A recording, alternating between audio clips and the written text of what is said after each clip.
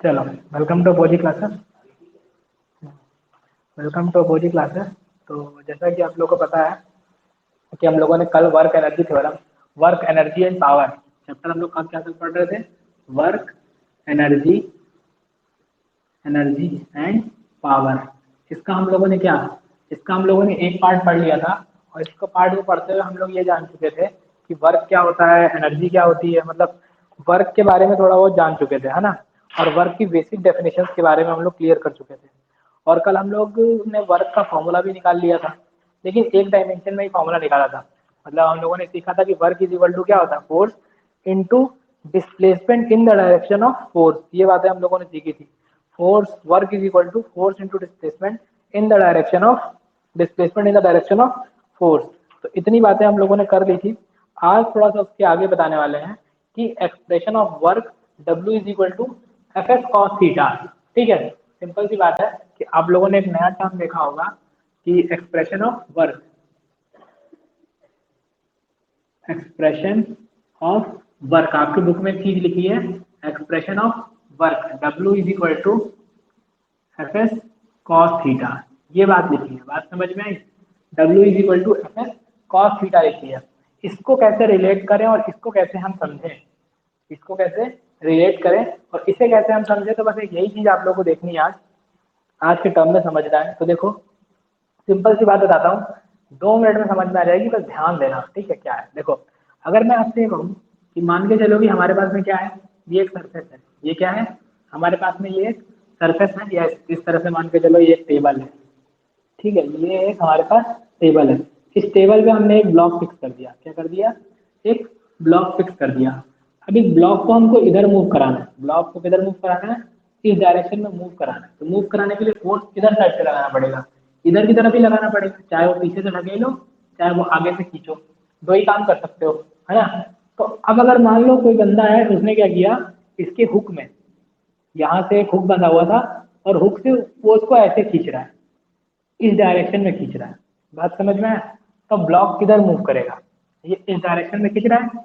और खींचने के बाद भी हो क्या रहा है कि मूव होकर के कहाँ पहुंच रहा है, ये जो है ये मूव होकर के यहाँ पहुंच रहा है, मूव होकर के इस जगह में पहुंच रहा है। ये ब्लॉक मूव होकर के इस जगह पहुंच रहा है, अपने वेट की वजह से डाउनवर्ड है और इधर उधर हिल नहीं रहा है, लेकिन मूव होकर के किधर पहुंच रहा है, मूव होकर के इधर पहुंच रहा है। तो अब इसका वर्क कैसे निकालेंगे, है ना, इसका वर्क डन कैसे निकालेंगे? तो बहुत ही सिंपल है। देखो, थोड़ा सा ध्यान देने की बात है।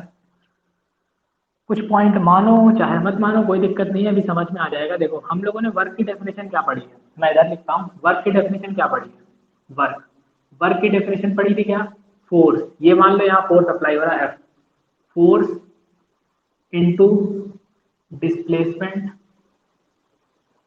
Displacement in the direction, in the direction of force. ये बात पढ़ी थी? इतना बताओ, ये बात पढ़ी थी? इतने सारे कमेंट भाई क्यों?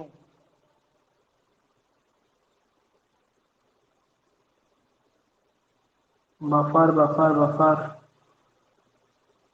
ठीक है भाई, बफर हो तो बता देना, ठीक है, माइक ऑन करके बता देना। ठीक, इधर सुनो, अभी हम लोगों ने क्या पढ़ा था? Work is equal to force into displacement in the direction of force. ये बात पढ़ रखी थी, बहुत ही आराम से पढ़ी थी। ठीक है, तो देखो ध्यान से सुनो, हमको फोर्स तो इधर लग रहा है, फोर्स किधर लग रहा है?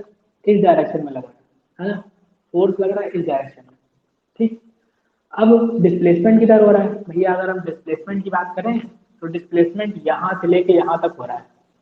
ये हो रहा है डिस्प्लेसमेंट, यहाँ से लेके यहाँ तक एस डिस्प्लेसमेंट हो रहा है। बात समझ में आई? तो डिस्प्लेसमेंट तो पता चल गया, इधर हो रहा है। डेफिनेशन हमसे ये कहती है कि वर्क हम तभी कहेंगे जिधर फोर्स लग रहा हो और डिस्प्लेसमेंट भी क्या हो, उधर ही हो, है ना। तो अभी हमारे सामने दुविधा आ गई। क्या दुविधा आ गई? दुविधा ये आ गई कि भैया फोर्स तो इधर लग रहा है, ठीक, फोर्स तो इधर लग रहा है, लेकिन डिस्प्लेसमेंट इधर हो रहा है, डिस्प्लेसमेंट भी उधर ही होना चाहिए था, है ना। तो कैसे निकालें? तो हम ये कोशिश करेंगे, हम ये फाइंड करने की कोशिश करेंगे, है ना, हम ये फाइंड करने की कोशिश करेंगे कि जो हमारा डिस्प्लेसमेंट है, जो हमारा डिस्प्लेसमेंट है उसी डायरेक्शन में फोर्स को ले आए, उसी डायरेक्शन में फोर्स को ले आए। कैसे? देखो, अगर मैं तुमसे बात करूं, इधर ध्यान से देखो, ये इंक का डिब्बा है, अगर मैं इसको इधर खींचूं, इस डायरेक्शन में खींचूं, तो भाई ये ऊपर भी जाएगा और साथ में इधर भी रिप्लेस होगा। तो मैं बस इतना निकालने की कोशिश करूंगा कि इधर डायरेक्शन में जाने के लिए कितना फोर्स लगेगा। समझ गए क्या बता रहा हूँ? अगर मैं इसको यहाँ से खींचूंगा तो ये इधर तो जा ही रहा है और कोशिश करेगा हल्का हल्का उठने की भी, लिफ्ट होने की भी, लेकिन बस मैं इतना वो वाला फोर्स निकालूंगा जिस फोर्स की वजह से ये बॉडी इधर की तरफ मूव हो, इधर की तरफ मूव हो। हम कौन सा फोर्स निकालेंगे? हम वही फोर्स निकालेंगे जिसकी वजह से बॉडी इधर की तरफ मूव हो। यानी हमको फोर्स किधर चाहिए? इस डायरेक्शन में। अगर इस डायरेक्शन में हमको फोर्स की वैल्यू पता चल जाए, ठीक, तो हम क्या करेंगे, हम ये बता देंगे कि डिस्प्लेसमेंट भी उधर ही है, फोर्स भी उधर ही है, यहाँ लिख देंगे, काम खत्म हो जाएगा। ठीक है, तो वैल्यू कितनी होगी, वो वैल्यू कितनी होगी, तो वैल्यू ऑलवेज कितनी होती है, ये देखो आपके लेवल पे समझाने के लिए मेरे पास एक ही मेथड है, क्योंकि आपको उतने डीप में बताया नहीं जाएगा। तो देखो वो वैल्यू कितनी होगी, अगर इन दोनों के बीच का एंगल पता चल जाए। मैं कहूँ डिस्प्लेसमेंट फैक्टर इधर ही तो है, डिस्प्लेसमेंट ही डायरेक्शन में है, ये हो गया डिस्प्लेसमेंट और ये हो गया फोर्स, इनके बीच का एंगल हमने क्या सपोज किया, थीटा। समझ गए? तो जब भी इस तरह की चीज दी होगी, यानी फोर्स और डिस्प्लेसमेंट, ये एक तरह से डिस्प्लेसमेंट ही कह सकते हैं इसको, क्योंकि ये वेक्टर डिस्प्लेसमेंट ही है, पैरेलल वेक्टर तो आपस में इक्वल्स होते हैं। ठीक है, तो यहाँ पे हम ये कह सकते हैं कि जो डिस्प्लेसमेंट और फोर्स के बीच में एंगल है वो, यानी अगर हमें वर्क के बारे में लिखना है तो फोर्स तो लिखेंगे ये वाला, डिस्प्लेसमेंट जो हुआ वो लिखेंगे, साथ में और क्या चीज एक लिख देंगे, इन दोनों के बीच का एंगल, इन दोनों के बीच का एंगल क्या है, थीटा। अब वो थीटा का कौन सा कंपोनेंट लेंगे, साइन कॉस टेन सेक कॉटेक, इस तरह के आप लोगों ने बहुत सारे ट्रिग्नोमेट्रिक रेशियो पढ़े होंगे, तो उसमें से ऑलवेज वर्क निकालने के लिए कॉस लेते हैं, क्या लेते हैं, कॉस लेते हैं। बात समझ में आई? सिंपल सी बात समझ में आई। तो क्या हो जाएगा, ये W is equal to F S cos theta, क्या हो जाएगा, W is equal to F S cos theta. Clear है? बहुत ही क्लियर है, बात समझ में आया? यानी कि कुल मिलाकर हम इतना कह देंगे, सिंपल सिंपल वर्ड में अगर हमें याद रखना है तो सिंपल वर्ड में हम ऐसे याद रख सकते हैं कि फोर्स जो भी हो, है ना, और डिस्प्लेसमेंट जो भी हो, उन दोनों के बीच का एंगल, मान लिया फोर्स कर लग रहा था, डिस्प्लेसमेंट वेक्टर ये था, तो इन दोनों के बीच का एंगल जो भी है, ये एंगल का कॉस कंपोनेंट और उन दोनों वैल्यूज की magnitude, it is always equal to the work done. बात समझ में आई? अब यहाँ पे कुछ स्पेशल केस आते हैं। कल आपका एक क्वेश्चन रह गया था कि फोर्स जो वर्क कैसी क्वांटिटी है, वेक्टर है कि स्केलर, ये बात बता तो सबने दी थी कि स्केलर है, स्केलर है, स्केलर है, ठीक है, बहुत अच्छी बात थी, लेकिन इसका रीजन हमें नहीं पता चला था। तो आज हम वो रीजन भी जान लेंगे, लेकिन थोड़ा सा इसको पढ़ने के बाद। तो ये वाली बात सबको समझ में आ गई होगी, है ना? उम्मीद करता हूँ सबको समझ में आई गई होगी। भाई नहीं आई है तो कमेंट कमेंट कर दो, बता दो नहीं आई है। देखो भाई एंगल जो है ना, एंगल ये याद रखना कि पूछ रहे हैं कि एंगल कहाँ से लेंगे। भाई तो एंगल हमेशा इतना याद रखना कि जिस डायरेक्शन में डिस्प्लेसमेंट वेक्टर दिया हो, ये डिस्प्लेसमेंट और फोर्स के बीच का ही एंगल लेना है, डिस्प्लेसमेंट और फोर्स के बीच का एंगल लेना है। जरूरी नहीं हो सेंटर ऑफ मास से हो, कहाँ से हो। अभी मैंने बॉडी ऐसी बना रखी है, कहीं बॉडी वॉडी दी ही नहीं है, सिर्फ बता दिया है फोर्स इस डायरेक्शन में, डिस्प्लेसमेंट इस डायरेक्शन में, तो तुम कहाँ से सेंटर ऑफ मास बॉडी ढूंढोगे? ठीक है, बात समझ में आया? तो इतनी बात क्लियर हो गई।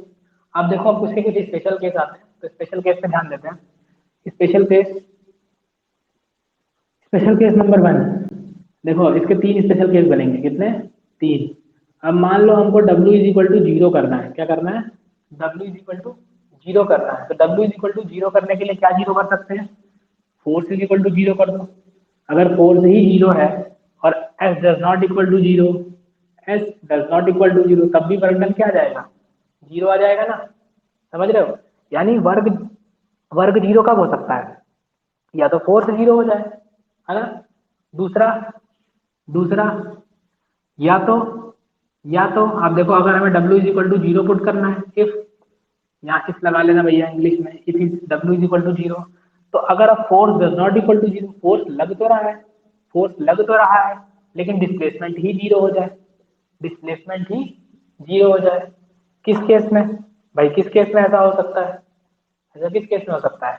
मान लो कोई बंदा है जो सर्कुलर पाथ में मोशन कर रहा है, वो इसने ए पॉइंट से शुरू किया और ए पॉइंट पे वापस लौट के आ गया, दौड़ के आया, फोर्स लगा के आया होगा, लेकिन डिस्प्लेसमेंट क्या हुआ? जीरो हुआ। या तो ऐसा ले लो या सिंपल सी ऐसी बात ले लो, तुम खड़े होकर दीवार को धक्का मार रहे हो, फोर्स तो लगा रहे हो लेकिन डिस्प्लेसमेंट नहीं है, तो वर्क डन क्या हुआ, 0। तीसरा सबसे इंपॉर्टेंट और महत्वपूर्ण आता है ना, उसमें भी अलग अलग केस आते हैं, है ना, कि उसमें भी 2-3 केस बन जाते हैं और उसी से एग्जामिनर बहुत सारे क्वेश्चन पूछता है तुमसे, बार बार वही पूछ जाते हैं। और खास तौर पे जब तुम्हारा वाइवा वाइवा होगा क्लास में, तो फेमस टॉपिक है, बिल्कुल फेवरेट टॉपिक है। ठीक है, कैसे देखो, अब हमें if W is equal to 0, W is equal to 0, W क्या है 0, but F does not equal to 0, मतलब फोर्स भी 0 नहीं है, फोर्स भी 0 नहीं है, and displacement is also not equal to 0, displacement भी 0 नहीं है। तब तब किस बात पे डिपेंड करता है, तब डिपेंड करता है किस पे, थीटा पे, किस पे, थीटा पे। अब थीटा पे कैसे डिपेंड करता है, तो देखो, अगर cos थीटा 0 कर दें, अगर cos theta is equal to क्या कर दें, अगर ऐसा मान के चलो कि theta is equal to 0 degree कर दें, theta is equal to 0 degree, तो cos 0 की वैल्यू कितनी होती है, cos 0 की वैल्यू होती है 1, cos 0 की वैल्यू क्या होती है 1, cos 0 की वैल्यू 1। अगर cos 0 की वैल्यू 1 है तो इट मीन्स हम यहाँ cos 0 की वजह क्या रखेंगे 1, तो यानी W की वैल्यू क्या मिलेगी, W की वैल्यू मैक्स मिलेगी, W की वैल्यू क्या मिलेगी, मैक्स मिलेगी। समझ रहे हो, मैक्स कैसे, F इंटू एस मिलेगी, F इंटू एस मिलेगी और cos थीटा की जगह 1 आ जाएगी, तो मैक्सिमम आ जाएगी। ठीक है, अब अगर मान लो theta is equal to 90 degree कर दें, 90 डिग्री इन द सेंस, देखो थीटा इज इक्वल टू 0 का मतलब क्या है, 0 का मतलब यह है कि ये वाला जो वेक्टर है वो घुमा के क्या कर दो, यहीं पे रख दो। 0 का मतलब क्या है, वेक्टर उठा के यहाँ कर दो, यानी जिस डायरेक्शन फोर्स उसी डायरेक्शन में डिस्प्लेसमेंट। तो ये बात पहले ही पढ़ चुके थे कि जिस डायरेक्शन है फोर्स उसी डायरेक्शन में डिस्प्लेसमेंट, तो ये वाला फॉर्मूला मिलेगा, तो थीटा थीटा की कोई जरूरत ही नहीं थी। तो वही चीज हो रही है, जो हमने पढ़ा वो सही हो रही है। समझ रहे हो। दूसरी बात, अगर थीटा इज इक्वल टू 90 कर दे, थीटा इज इक्वल टू 90 का मतलब क्या है कि इस फोर्स को उठा के क्या कर दे, अब परपेंडिकुलर कर दे।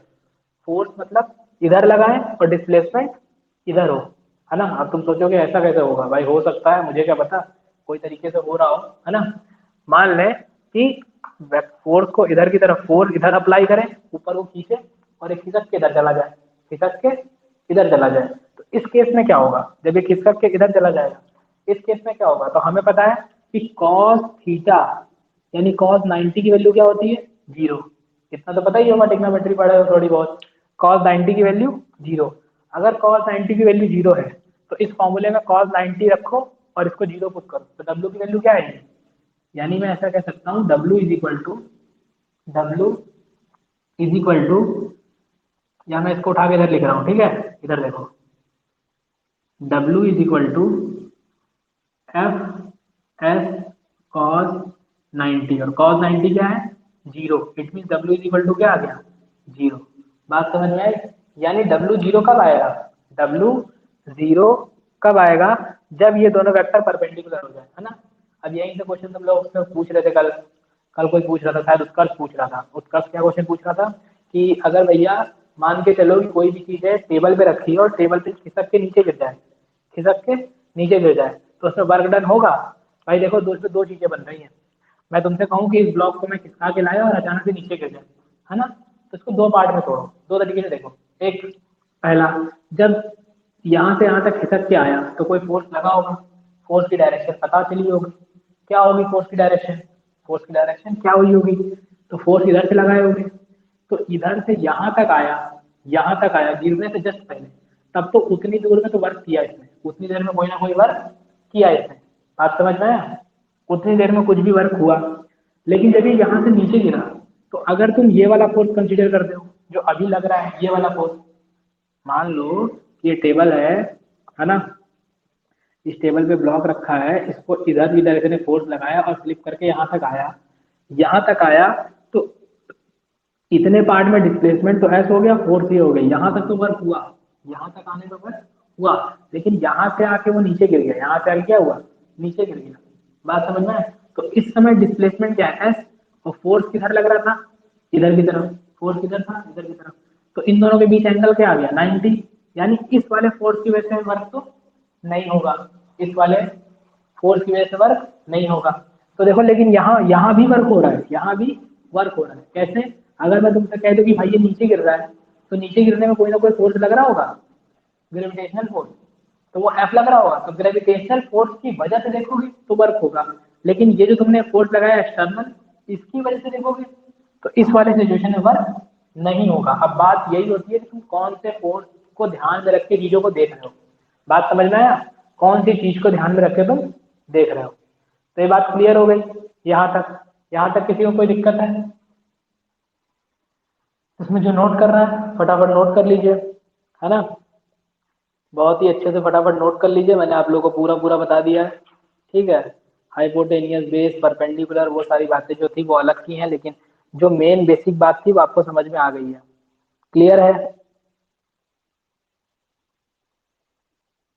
ये सारी बातें मैंने आप लोगों को बता दी हैं, बस अभी आप लोगों को एक और डाउट क्लियर करना है आज कि फोर्स क्वांटिटी कैसी है, वेक्टर है कि स्केलर है। तो अभी दूर करते हैं, है ना।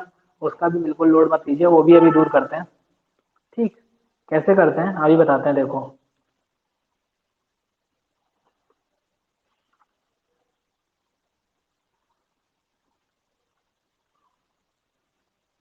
नोट हो गया भाई? स्क्रीनशॉट ले लो, इतने स्मार्ट बन जाओ। क्या करो, स्क्रीनशॉट ले लो।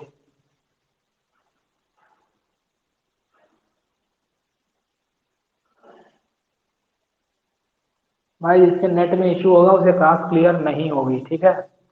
चलो रफ करूं? हाँ ना में कुछ जवाब दे दो फटाफट।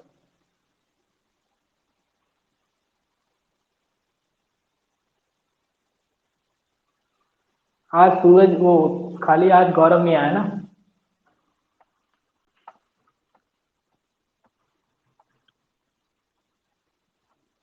देखो अब मैं बताने वाला हूँ वर्क। अब देखो वर्क की यूनिट क्या होती है, ये सारी बातें मैं आप लोगों को बता चुका हूँ, है ना।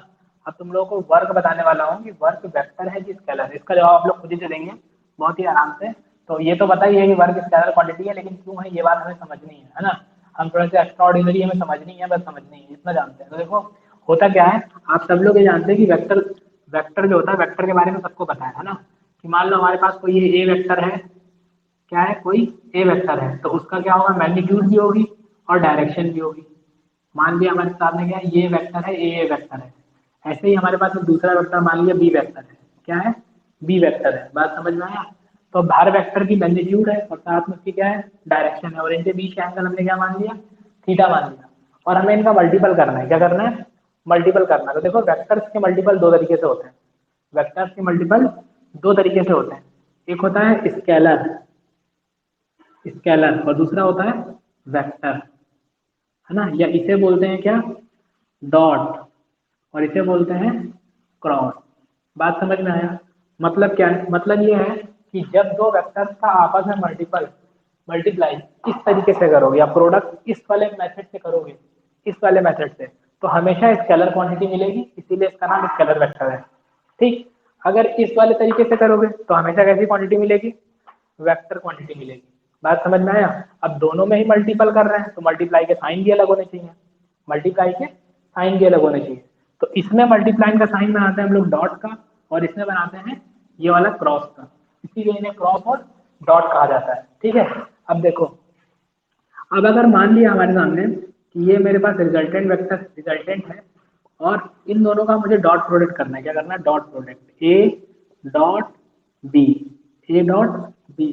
तो जब भी ए डॉट बी को ओपन करेंगे, ए डॉट बी को ओपन करेंगे, देखो क्योंकि ये भी वेक्टर है, ये भी वेक्टर है ना। तो जब भी इसको ओपन करेंगे तो हम लोग यहाँ लिखते हैं मैग्नीट्यूड ऑफ ए वेक्टर का मैग्नीट्यूड, बी वेक्टर का मैग्नीट्यूड, और साथ में क्या लिखते हैं, कॉस थीटा। क्या लिखते हैं, कॉस थीटा। और जो हमें इनको सॉल्व करने में जो वेक्टर मिलता है वो ऑलवेज कैसा मिलता है, स्केलर मिलता है, ठीक है। तो जहां कहीं भी तुम्हें ऐसी चीज दिख जाए कि एफ एस कॉस थीटा, या एफ एस तुम्हें दिख गया ना, एफ एस कॉस थीटा, तो इस चीज को क्या बोल दिया हमने, जो भी क्वांटिटी निकल गई वो कैसी आई, स्केलर निकल गई। जब भी साथ में कॉस थीटा दिखे, कॉस थीटा दिखे, और जो बगल वाली दोनों चीजें हो, दोनों वेक्टर हो, दोनों होने को क्या हो, वेक्टर हो, लेकिन केवल इनके यहाँ क्या लिखे हो, अभी अभी मैग्नीट्यूड लिखे हो, तो इनके फॉर्म को देख के ये कह सकते हैं कि ये क्या है, स्केलर है। बात समझ में आ गई? अब अगर वेक्टर में क्या होता है, तो अगर हमें अभी इनका वेक्टर निकालना है तो हमें निकालना होगा ए क्रॉस बी। क्या निकालना होगा, ए क्रॉस बी, रिजल्टेंट क्रॉस निकल के आएगा। जब इसको ओपन करोगे तो यहाँ क्या लिखोगे, यहाँ लिखोगे, यहाँ लिखोगे ए का मैग्नीट्यूड, बी का मैग्नीट्यूड और साइन थीटा, और साथ में क्या लिखोगे, एन कैप। एन कैप एक डायरेक्शन है, क्या है, डायरेक्शन है। तो यहाँ क्या लिखा, इतना तो मैग्नीट्यूड और साथ में डायरेक्शन, लेकिन यहाँ सिर्फ क्या आया, यहाँ सिर्फ मैग्नीट्यूड आया, मैग्नीट्यूड आया। इसीलिए ये जो है तुम्हारा स्केलर प्रोडक्ट है, और इसीलिए कैसा है, क्वांटिटी की स्केलर मिलती है। और इसमें क्या होता है, क्वांटिटी ऑलवेज कैसी मिलेगी, वेक्टर मिलेगी, क्योंकि यहाँ पे हमें एक साथ में क्या मिल जाती है, डायरेक्शन मिल जाती है। तो ये डाउट क्लियर हो गया सबका, बताइए, ठीक है। तो ये तुम्हारा आज मैंने तुम लोगों को इतना सब कुछ क्लियर कर दिया है ना। मतलब कि जो वर्क समझने का टॉपिक था, जितना वर्क के बारे में जानना चाहिए उतना सब मैंने क्लियर कर दिया है। अब वर्क के कुछ एग्जांपल्स हैं जो आपके सिलेबस और बुक में दिए हुए हैं, ठीक है भाई, करके लाना। और एक चीज मैं आपको दे दे रहा हूँ, वो आप करके लाएंगे अपने लेवल पे, क्या, when theta is equal to 180 degree, when theta is equal to 180 degree, उस समय डब्ल्यू क्या होगा, उस समय डब्ल्यू क्या होगा, ये आप हमें निकाल के कल बताएंगे, ठीक है। आप हमें निकाल के क्या करेंगे, कल बताएंगे। और अब जितने लोग यूट्यूब पे देख रहे हैं, तो यूट्यूब पे भी एक मैं स्टार्टिंग से बेसिक कॉन्सेप्ट लेके आने वाला हूँ पूरा, है ना। शायद मोस्ट प्रोबेबली संडे को या तो लाइव लेक्चर में लेके आऊँगा, ये रिकॉर्डेड, जैसा भी होगा आज शाम तक या फिर कल सुबह तक आप लोगों को उसका लिंक प्रोवाइड कर दिया जाएगा। बात समझ में है, ठीक है। और बाकी वैसे तो यहाँ क्लासेस चली रही है टीचमेंट पे, जिसे ज्वाइन करना है वो कर लेगा, ठीक है। तो इतनी सारी ये आप लोगों का क्लियर हो गया है, ठीक है। अब जो बची कुछ चीज़ें हैं उसके बारे में हम लोग अब कल बात कर लेंगे, ठीक है। तो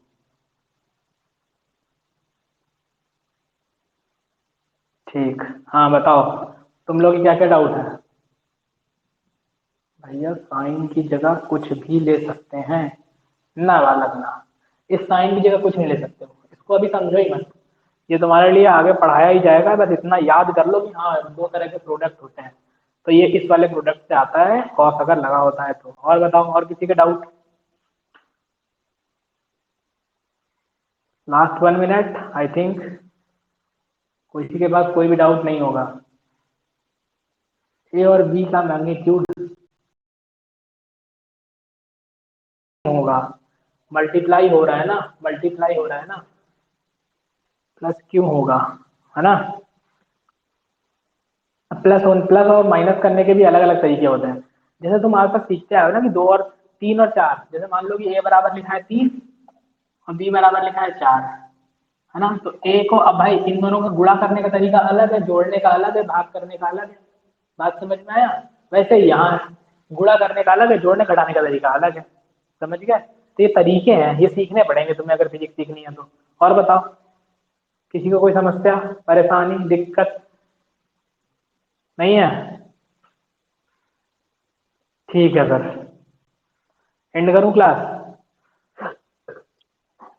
गौरव सिंह नहीं आया आज, बाकी चलो रिकॉर्डेड है लेक्चर, यूट्यूब पे देख लेंगे, कोई दिक्कत नहीं है, ठीक है।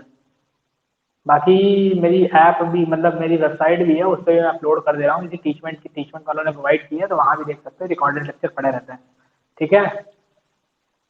चलो भैया, गुड बाय।